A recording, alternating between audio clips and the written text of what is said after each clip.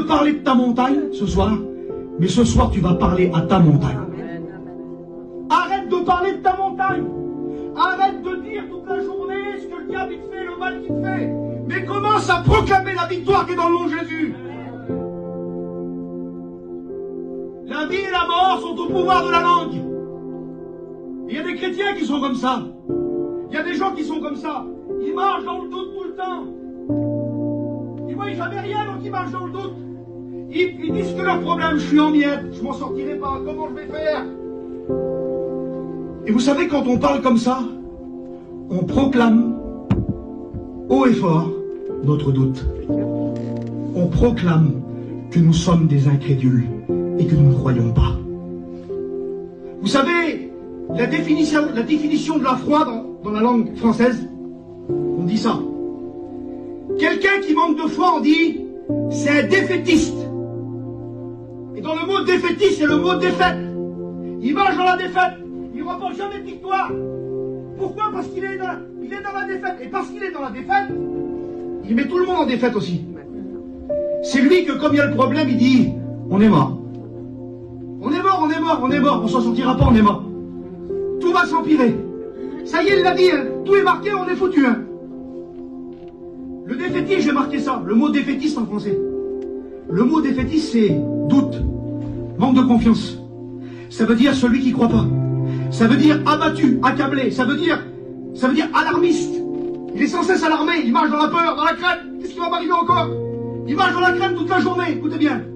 Il est sombre, il est triste. Il est décourageant. Que c'est décourageant quelqu'un qui n'a pas la foi, mes frères et sœurs. Que c'est décourageant un décourageur. Quelqu'un qui te décourage, qui est là, qui te décourage, qui voit toujours le négatif, qui est toujours là en train de te mettre la barre haute, et il dit, maman, la montagne, elle est petite la montagne, on est mort. Mais il y a le contraire du défaitiste. Il y a l'optimiste. Et l'optimiste, c'est celui qui a la foi de Dieu. Et l'optimiste, dans le mot optimiste, c'est obtenir. Celui qui est optimiste, c'est celui qui a la foi en Dieu. Et c'est celui-là qui va avoir des miracles. Amen. Parce que le mot optimiste, ça veut dire confiant. Ça veut dire serein. Amen. Ça veut dire espérance, foi, enthousiasme, rassurant. Amen. Que c'est rassurant un homme de foi. Amen. Que c'est rassurant lorsque tout va mal. Je dis devant Dieu, je suis pas un héros de la foi. Hein, parce que bien souvent j'ai été aussi défaitiste. Mais combien des fois, Seigneur, j'ai été défaitiste. Et des fois, un petit chrétien, un frère, une sœur, est venu avec une parole. Norton, ça va aller. Il t'a jamais laissé, le Seigneur. Des paroles de foi, d'encouragement. Dieu va t'aider. Et puis ça procure quelque chose dans nos cœurs. Alors je le dis quelque chose ce soir. Mes frères et sœurs, il faut arrêter de se lamenter. Et de donner accès au diable dans nos vies en disant je suis mort, je suis mort, je suis mort. Parce que lui il dit bleu et toi tu dis bleu. Arrête de dire comme lui, dis le contraire. Tout ce que tu vois là, tu dis le Seigneur va m'en sortir. Je m'écris loué soit l'Éternel et je suis délivré de mon ennemi. Oui, l'Éternel guérit encore, l'Éternel sauve encore, l'Éternel bénit encore. Quelle beauté la foi.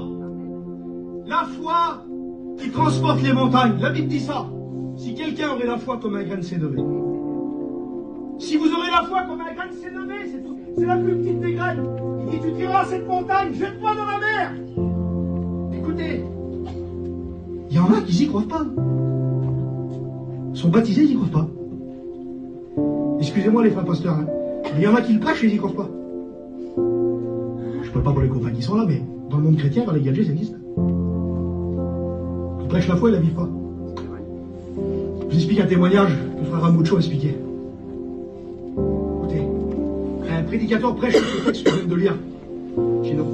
Il prêche le texte là dans l'église, dans les gadgets en Bretagne.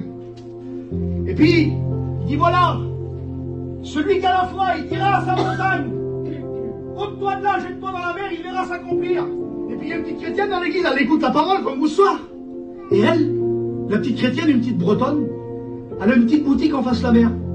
Mais il y a un gros problème, entre sa boutique et la mer, il y a une montagne. Alors tous les autres à côté, quand il y a du soleil, ils ont tous le soleil dans leur boutique, mais elle vit dans le noir, elle vit dans la misère. Elle ne peut pas voir la mer, elle ne peut pas voir le soleil, elle peut rien voir, il y a une montagne devant elle. Et puis avant la réunion, elle écoute ça. Elle écoute le pasteur qui dit ça. Et elle y croit. Donc qu'est-ce qu'elle fait? Après le message, elle se lève dans l'église. Seigneur éternel, je crois dans ta parole. Seigneur, tu vas ôter la montagne qui est en face de ma boutique. Et tu vas l'acheter dans la mer. Et puis tous les dimanches, après la réunion, qu'elle disait ça. Seigneur, tu vois la montagne qui est en face de moi. Seigneur éternel, toi, je suis dans l'ombre toute la journée. Je veux que cette montagne s'en va et je veux qu'elle jette dans la mer. Et puis il y avait les moqueurs à l'église. Ah, les malines. Vous l'avez écouté, prier la folle. Vous savez, ceux qui n'ont pas la foi, c'est les moqueurs. Ils se moquent des autres qui ont la foi. Parce que la foi, c'est celui qui est un peu fou. La folie, la foi. Et puis ils ont commencé à se moquer d'elle. Elle est maline, hein. Jusqu'au pasteur qui est venu la trouver. Le pasteur qui prêchait la foi ne vivait pas la foi et il ne croyait pas dans la foi. Il ne croyait même pas dans ce qu'il prêchait. Et là, il va voir la sœur le dimanche. Excusez-moi, sœur, je viens vous voir parce qu'on a un petit problème. J'ai pressé ça dimanche dernier, mais c'est spirituel. C'est une image. Elle m'a dit, moi, je crois dans tout ce qui est écrit dans la Bible. Elle dit, je crois ce que Jésus l'a dit, moi, je le crois.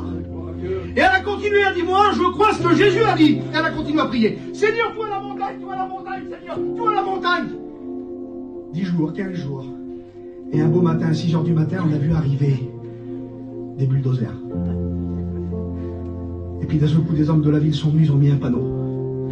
Ils ont commencé à taper dans la montagne et détruire la montagne qui était là. C'était en Bretagne, témoignage vrai. Ils ont commencé à casser la montagne. Et là, sur le panneau, il y avait écrit « Projet. Nous allons construire une vallée ici, pour les enfants, un parc de jeux. » Ils ont pris la montagne, où c'est qu'ils l'ont jeté parce que la mer était juste en face. Ils ont jeté la montagne de terre dans la mer. Quelle beauté! Qui c'est qui croit ce soir? Qui c'est qui croit? Mais celui qui croit, mes frères et sœurs, c'est celui qui se lève et qui proclame la victoire. Et qui vient prier et qui dit Seigneur, le diable il me détruit mon foyer, mais non, le Seigneur me donne un foyer chrétien. Le Carlo qui est là, il était dans sa voiture mort incendiée. Morceau! La Jenny était à côté de lui. Elle avait une foi tout simple. Et puis dans la voiture, alors qu'elle a été chercher qu'il était mort sous dans l'auto, qu'il était contre Dieu, la Jenny, elle a dit ça. Parole de foi. Elle a dit, de toute façon, tu peux continuer, mais moi je prie, de toute façon, tu vas te convertir et tu seras serviteur de Dieu. Il a sorti de l'auto, c'est sauvé lui. T'es folle, t'es folle, t'es folle, t'es folle. Aujourd'hui il est là, puis il a ton ministère. Amen. Que Dieu soit béni. Qui c'est qui croit ce soir? Les montagnes, écoutez ce que je vous dis, les montagnes, si vous priez comme ça, les montagnes, ils vont bouger, hein. Le diable, il va te dire, c'est pas vrai, le pasteur, faut pas croire ce qu'il a dit, mais moi je te le dis, ça vient de la Bible, il faut que tu crois. Je crois dans un réveil à Artismo en Morangisme. Je crois que ceux qui ont pris pour eux vont se convertir. Je crois qu'il va y avoir des guérisons, je crois qu'il va y avoir des miracles, je crois encore qu'il y a des hommes qui vont être appelés au ministère, et que Dieu se sert de ceux qu'on ne croit pas. Ceux qui sont dans les rues, morts, incendiés, drogués, Dieu est capable d'aller les chercher et d'en faire des serviteurs. Il l'a fait pour moi. Alors je vais terminer, écoutez bien. Oui, il faut proclamer la victoire. Il faut proclamer la victoire, la puissance. Que Dieu soit béni. La foi. J'ai un copain qui est serviteur de Dieu, il n'est pas trop de sous. Et puis il va travailler. Et puis voilà, à chaque fois qu'il allait travailler, vous voyez un arbre de je ne sais pas combien de mètres, un sapin. De je ne sais pas combien de mètres. Et puis il disait, si seulement un jour je pouvais le couper celui-là, ça me ferait un bon billet.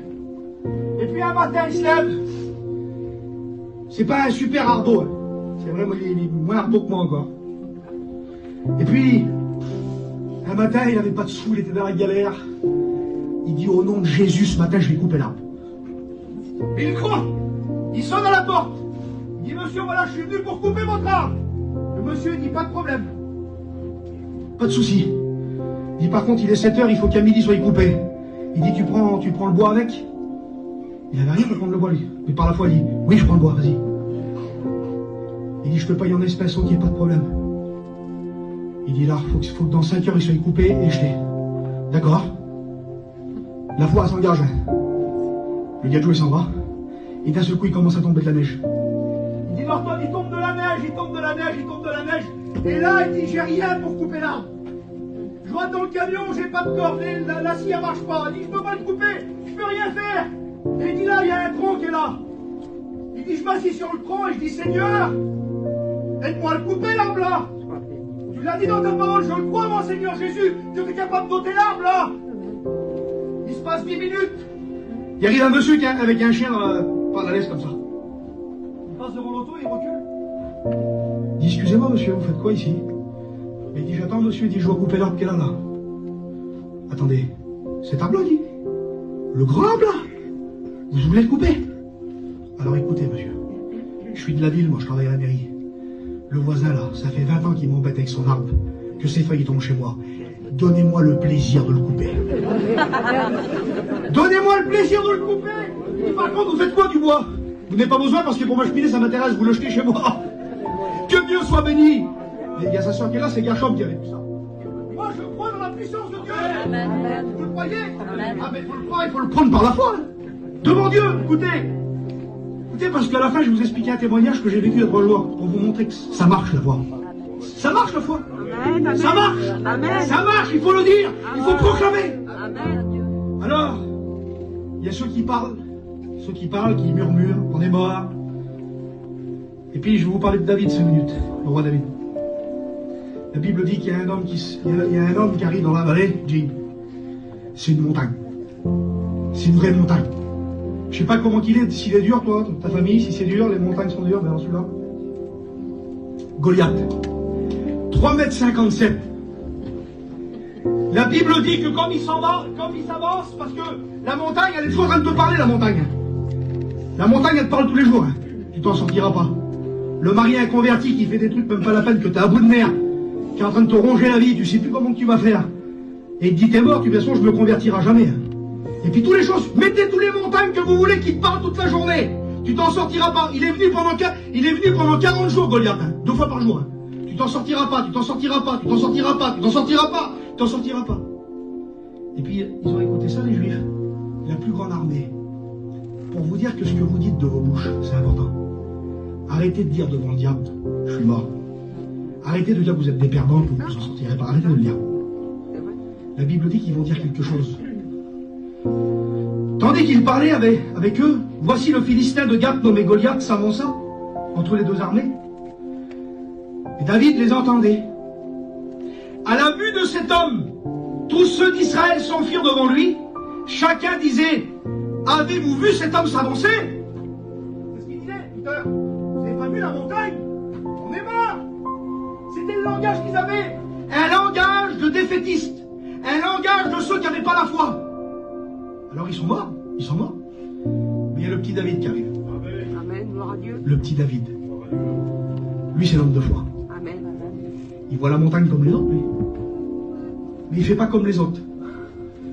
Il dit pas je suis mort, lui. Il fait comme dans le livre de Zacharie. Parce que dans le livre de Zacharie, Zorobabel, il dit ça. Qui es-tu, grande montagne? Et c'est ce que David, il dit. Il dit, qui c'est? Mais qui est ce Philistin? En voulant dire, tu es qui? Mais tu veux quoi? T'es qui, toi? Tu sais pas qui je suis, moi? Je suis un chrétien de Morangis. Je suis un enfant de Dieu. Je suis un chrétien de la mission des Lumières. Tu sais qui je suis, moi? Je suis rempli du Saint-Esprit. J'ai été racheté par le sang de Jésus. Il y a des milliards d'anges autour de moi. Tu sais qui je suis, moi? Il marche par la foi. Et lorsque Goliath s'avance contre lui, vous savez ce qu'il dit? Il dit ces paroles-là. David dit aux Philistins, et c'est ce que je t'invite à dire ce soir. Tu marches contre moi avec la lance, le javelot. Et tu peux dire ça au diable ce soir. Tu marches contre moi avec le péché, la sorcellerie, tout ce que tu veux. Mais moi je viens devant toi au nom de l'Éternel des armées. Celui qui vainque, que Dieu soit béni. Tu viens devant moi avec la maladie, tu viens devant moi avec le problème, tu viens devant moi avec la montagne. Mais moi je viens devant toi dans le nom puissant de Jésus. Qui c'est qui veut croire ce soir? Alors au nom de Jésus, on va fermer nos yeux. Écoutez, et je vais faire quelque chose devant Dieu. Je parle à mon église ce soir et à tous ceux qui sont là. Dans le nom puissant de Jésus, on va chanter un cantique. Écoutez ce qu'on va faire. La montagne, elle est là. Je parle à tout le monde qui sont là, tout le monde. Hein. Que celui ou celle ce soir, par la foi, qui veut faire un acte de foi devant le diable et devant tous ses démons. Dire, Seigneur, moi, je me lève, je viens de voir. Et je dis à l'ennemi, à la montagne, tu vas être aplani. Au nom de Jésus.